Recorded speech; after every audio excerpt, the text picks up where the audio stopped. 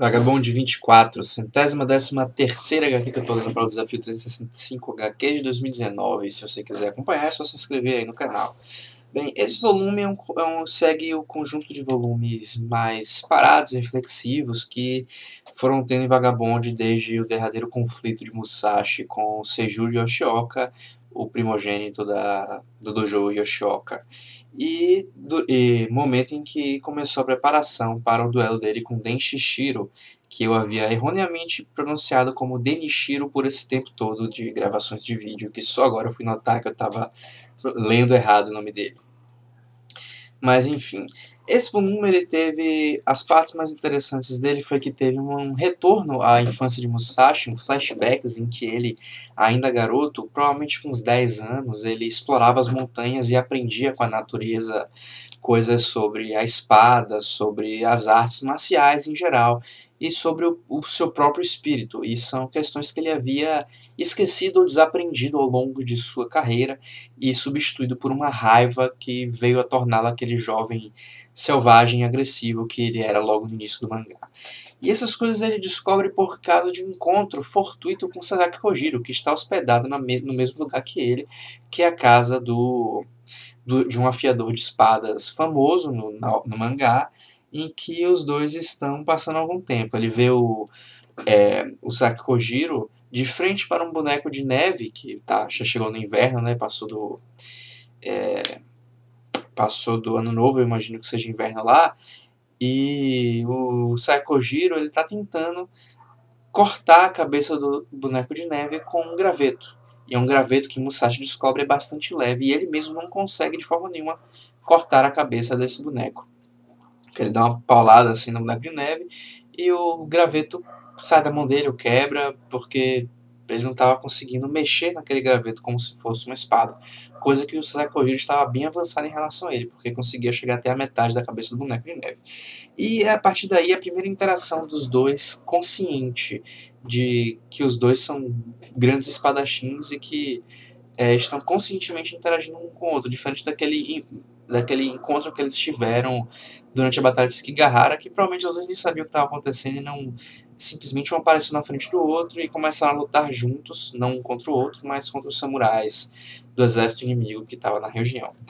E nisso, o Sakojiro e o Musashi eles começam a brincar com gravetos em vez de com armas, com espadas de verdade. E eles vão lá como se fosse uma brincadeira, se divertindo, e mais uma vez toda aquela história de conversar através das técnicas da espada e tudo mais, que sempre agora circula o Sakojiro. E eles passam a gostar um do outro, serem uma espécie de amigos. E Sakojiro até convida o Musashi para um duelo de espadas, libertando uma polegada, porque os caras fazem assim com a espada, né, empurram o guarda-mão dela, libertam uma polegada de lâmina dela e convidando o Musashi a um duelo. Só que Musashi não aceita o duelo e até o próprio Sakojiro parece que percebe que não é o momento e fecha a espada e vai embora com um sorriso, com aquela impressão de que os dois agora são bons amigos. Coisa que definitivamente não acontece no livro, porque os dois se detestam, já que eles são completamente água e óleo, simplesmente porque Musashi é apresentado como um cara íntegro, um cara que ponderado, um cara calmo, Sakojiro como um babaca, aproveitador, mesquinho e ganancioso. Completamente diferente do Sakojiro do mangá. Que, inclusive, essa capa aqui, que tem os dois, eu achei bem bonita, as cores estão bem fortes. E uma coisa que eu esqueci de falar nos últimos volumes, mas eu acho que talvez a Panini tenha mudado alguma coisa na impressão, porque eu achei as cores de preto mais escuras, mais bem definidas do que os volumes iniciais do mangá, mas eu posso estar enganado e ter imaginado isso. Bem, ao longo do volume, depois de algumas tretas do Joyo Yoshioka, em que o pessoal está decidindo o que vai fazer e os caras mais graduados decidindo que tem que acabar com o Musashi de qualquer jeito, e até de um encontro entre o Eda Ryohei e Musashi, que o Eda Ryohei fala para Musashi, dê meia volta e caia fora, você não vai participar desse duelo. Aí o Musashi falou assim, foda-se. Aí o Eda Ryohei sai com uma pistola, que já existiam pistolas nessa época no Japão, que inclusive era a região do mundo com mais armas de fogo, se não me engano. Tinha mais armas de fogo no Japão do que na Europa nessa época. E aí vai embora aí. Aí Musashi dá um pulo assim pra frente e fala, se eu tivesse sacado uma espada, eu teria ficado mais com medo, porque isso não combina com você não. E aí o Eda Ryohei sem nem usar essa porra e ela tá quebrada. Aí o Musashi vai embora e vai pro duelo dele com o Denishiro. Um duelo que começa com ares de que não vai demorar muito, porque é uma coisa engraçada, o Musashi desfere um golpe no Denishiro, que é um golpe certeiro, decapitaria ele provavelmente, mas é um golpe que ele desfere sem arma na mão. Ele tava tão zen, tão livre dos pensamentos terrenos durante a batalha que ele não percebe que ele não sacou a espada. O que eu achei interessante, mas meio bobo. E que também não existe no livro nenhuma cena assim. Que eu não sei, eu fiquei meio em dúvida de se eu achei uma sacada interessante para caracterizar o Musashi, essas mudanças do Musashi, ou se foi apenas bobo mesmo. Porque eu acho que não sacar a espada, não perceber que não sacou a espada também é uma parada meio exagerada. Mas, então termina assim com o Musashi sacando a espada dele e o duelo para enfim continuar para a próxima edição, que provavelmente termina na próxima edição, e tem áreas de que vai ser tão rápido quanto foi o duelo do Seiju. O que leva aquelas minhas... Aqui, o Sakojiro convidando o Musashi para um duelo, sacando meia polegada da lâmina. Meia polegada não, uma polegada. O que me leva a achar que...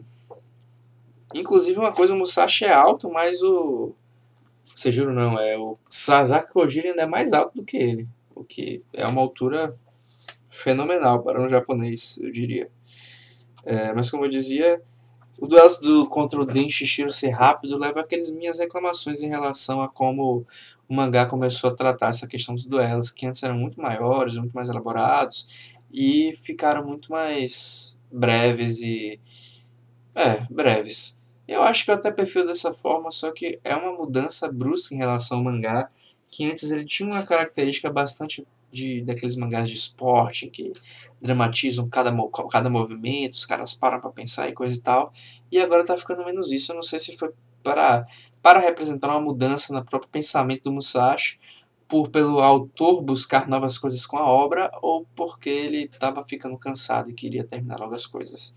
Bem, eu sei que começa a ter cada vez mais, digamos, pulos em relação ao Musashi original.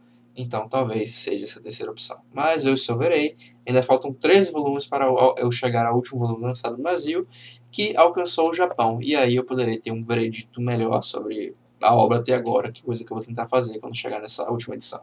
E por enquanto eu fico por aqui. Agradeço quem chegou até esse ponto desse vídeo. Se não se inscreveu, se inscreva aí para me ajudar. Eu acho que em algum momento eu vou chegar até 100 inscritos no canal. E eu vou seguindo em frente amanhã ou no próximo dia, ou sei lá o que. Eu vou estar trazendo vídeo de a primeira edição de O Retorno de Wolverine, que eu comprei na banca aí aleatoriamente e resolvi ler. E vou ficando por aqui e até a próxima.